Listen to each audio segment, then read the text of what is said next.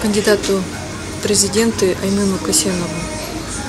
Как он видит развитие музыкального направления наших детей в музыкальных школах, в музыкальных училищах, консерваториях, в Институте искусств? В сегодняшних условиях, когда перед нами стоят совершенно другие вызовы, если идут другие войны, да, по сути.